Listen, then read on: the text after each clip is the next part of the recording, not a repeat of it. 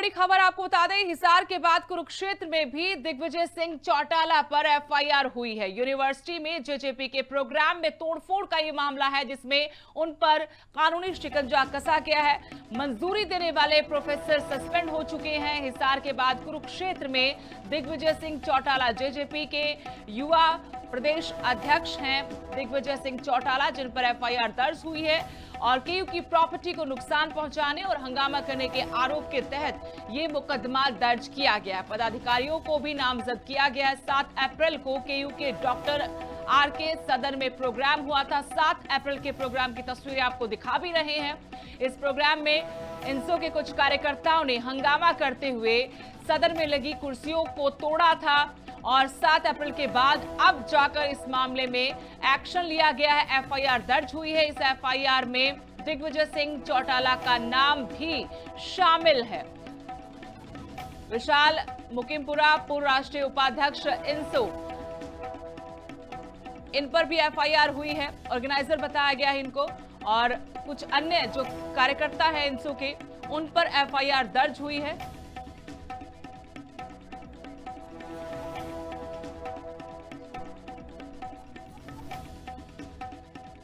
इंसो के state president Jaswinder खेरा इस वक्त हमारे साथ फोन लाइन से जुड़े हैं। जसविंदर जी, सबसे पहले बहुत बहुत स्वागत है आपका लिविंग इंडिया न्यूज पर।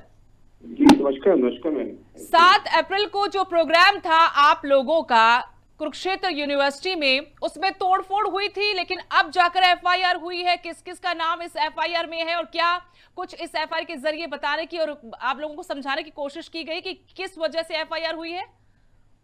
नहीं मैम, देखिए, तोड़फोड़ तो वहां पर बिल्कुल भी नहीं हुई। वहां पर एक कार्यक्रम था, छात्र संवाद था। श्री दिग्विजय सिंह चौटाला जी वहां पर कार्यक्रम में पहुंचे थे और छात्र संवाद है। उस छात्र संवाद के तहत वहां पर जो बच्चे उनको सुनने के लिए ज्यादा वहां पर पहुंच गए और इस वजह से थोड़ी भीड़ होने की वजह से कुछ कुर्सियां वहां पर टूटी थी। तो हमने यूनिवर्सिटी प्रशासन से ये कहा था कि जो भी इसको यूनिवर्सिटी की जो क्षति हुई है, जो कुर्सियां टूटी हैं, उसका हर्जाना भरने के लिए हमने तैयार है और यूनिवर्सिटी इसके लिए मान भी गई थी। लेकिन जो हिसार में घटना हुई उसके बाद इन्होंने ये निर्णय लिया कि इनके ऊपर क्यों ना एफआईआर दर्ज करके इनको दबाया जाए। तो मैं एक बात तो क्लियर कर देना चाहता हूं कि ये जो सी सरकार की मंशा है, हमें डराने और धमकाने का ये जो प्रयास कर रहे हैं, इनकी मंशा को हम कामयाब नहीं होने देंगे। आप ये कह रहे हैं कि हिसार के इंसिडेंट के बाद जानबूझकर अब जाकर कुरुक्षेत्र वाले मामले में आपके ऊपर कानूनी शिकंजा कसा गया है? मैं वही कह रहा हूँ। उसका सीधा सीधा सा देखें, 7 तारीख को ये कार्यक्रम हुआ और 7 तारीख के बाद आज ये हमारे ऊपर एफआईआर दर्ज की है। तो इसका क्या कारण समझे हम? मैंने अगर एफआईआर ही दर्ज करवानी थी तो आप उसी दिन करवा देते हमारे ऊपर। हमने कब मना किया था? लेकिन ये तो कोई बात नहीं ना हुई कि आप एक राजनीतिक मंशा लेकर स्टूडेंट्स के ऊपर एफआईआर दर्ज करने का काम कर रहे हैं और जिन लोगों का कोई इसमें इन्वॉल्वमेंट भी नहीं है, उन लोगों के आप ऊपर एफआईआर दर्ज कर रहे हैं। कौन लोग हैं वो? आप किनका जिक्र कर रहे हैं? कौन लोग हैं जो इस पूरे मामले में शामिल भी नहीं थे? क्या दिग्विजय सिंह चौटाला शामिल नहीं थे? कौन और किन पर एफआईआर हुई, पहले तो ये बताइए हमारे दर्शकों को। बिल्कुल, देखिए मैम, सबसे पहले तो जो हमारे नेता है दिग्विजय सिंह चौटाला जी, उनके ऊपर एफआईआर दर्ज हुई है और मेरे ऊपर एफआईआर दर्ज हुई है जसविंदर खेरा के ऊपर, और दीपक मलिक हैं हमारे इंसो के स्टेट प्रेसिडेंट, उनके ऊपर हुई है, और हमारी मंजू जाखड़ के ऊपर हुई है, विशाल मुकीमपुरा, नवीन सिहाग, राजू डुल पाई, राजेश पायलट, और एक 2 गर्ल्स हैं हमारी जो मंच संचालन कर रही थी वहां पर, ईशिका जी, एक लड़की और है। तो इनके ऊपर ये एफआईआर दर्ज की है। तो मुझे ये मामला ही नहीं समझ आ रहा कि किस कारण से एफआईआर दर्ज की गई है। और आप लोगों ने क्या नुकसान की भरपाई कर दी थी? जैसा कि आपने पहले बताया, हमें नुकसान की भरपाई हो चुकी थी। मैं वही बता रहा हूँ। जो यूनिवर्सिटी का ऑडिटोरियम होता है वो रेंट पर मिलता है। हमने उसकी रेंट दी, उसकी सिक्योरिटी दी, और ये जो क्षति हुई है, कुरुक्षेत्र विश्वविद्यालय हमारी धरोहर है। यहाँ की एक भी टूटती है तो हमें उसका दर्द होता है। तो हमने कुरुक्षेत्र विश्वविद्यालय प्रशासन को, वाइस चांसलर को ये कहा था कि जितनी कुर्सियां यहाँ पर टूटी हैं, हम इसका हर्जाना भरने के लिए तैयार हैं। आप हमें प्रपोजल बनाकर, इसका एस्टिमेट बनाकर दें, हम इसको तैयार करवा देंगे, आपको चिंता करने की जरूरत नहीं है। लेकिन जो हिसार इंसिडेंट हुआ, उस इंसिडेंट की वजह से इन्होंने यहाँ पर भी एफआईआर दर्ज की ताकि इन लोगों को डराया और धमकाया जा सके। दिग्विजय सिंह चौटाला और तमाम जो स्टूडेंट लीडर हैं और अन्य लीडर हैं, उनके ऊपर ये मुकदमा दर्ज करके पता नहीं क्या दर्शाना चाहते हैं। लेकिन मैं एक बात क्लियर कर देना चाहता हूं कि अब ये लड़ाई आर पार की हो गई है, हम दबने वाले तो बिल्कुल भी नहीं है। क्या अगला कदम होगा जेजेपी का और इंसो का? अगला कदम आज हमारी पार्टी की मीटिंग है और उस मीटिंग में एक बड़ा फैसला होने जा रहा है। मुझे लगता है कि उसका इंतजार करना चाहिए। लेकिन ये तोड़फोड़ क्या जरूरी थी, क्या सही थी ये सब? देखिए मैम, बार बार आप तोड़फोड़ वर्ड यूज कर रहे हैं, ये अच्छा नहीं है। हमने तोड़फोड़ नहीं की है। स्टूडेंट ऑडिटोरियम में आए, स्टूडेंट दिग्विजय सिंह चौटाला जी को सुनने के लिए ज्यादा वहां पर पहुंच गए। थोड़ी जो कुर्सियां टूटी हैं, मैं उस चीज को मानता हूं, लेकिन ये तोड़फोड़ नहीं कह सकते। वहां पर कोई गुंडे थोड़ी आए थे मैम, वहां पर स्टूडेंट आए थे। ये एबीवीपी वाले स्टूडेंट्स को गुंडा कहते हैं, ये भी चीज हम बर्दाश्त नहीं करेंगे। ये क्योंकि इनका जनाधार यूनिवर्सिटी कॉलेज में बिल्कुल भी नहीं है। इनसो हमेशा से एक मजबूत संगठन रहा है और इनको कहीं ना कहीं ये डर सताने लग गया है कि ये इनसो की एंट्री और दिग्विजय सिंह चौटाला जी विश्वविद्यालय में जा रहे हैं और स्टूडेंट इनको सुनने के लिए आ रहे हैं। इनकी जो आरएसएस की शाखाएं ये विश्वविद्यालय में लगा रहे हैं, कहीं ना कहीं इनकी शाखाएं डर सताने लग गया है। शुक्रिया डॉक्टर जसविंदर खेरा लिविंग इंडिया न्यूज से बातचीत करने के लिए। और विशाल मुकीमपुरा हमारे साथ जुड़े हुए हैं जो कि राष्ट्रीय उपाध्यक्ष इनसो हैं।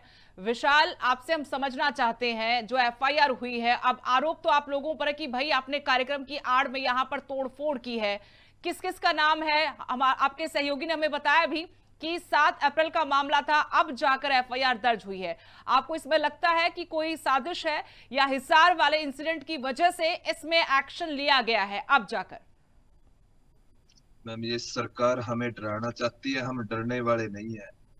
7 अप्रैल को हमारा यूनिवर्सिटी कुरुक्षेत्र विश्वविद्यालय में जो प्रोग्राम था, तो 10 या 11 तारीख को मैं ओएसडी साहब के पास जाकर के चलो जो नुकसान हुआ है उस चीज के लिए मैं अर्जा न भरने के लिए रेडी हुआ था। तो उन्होंने बेकायदा लेटर जारी करके और डीआर साहब भेज करके उस हॉल का, सदन का मुआयना करके हमें ठीक करवाने की परमिशन दे दी गई थी।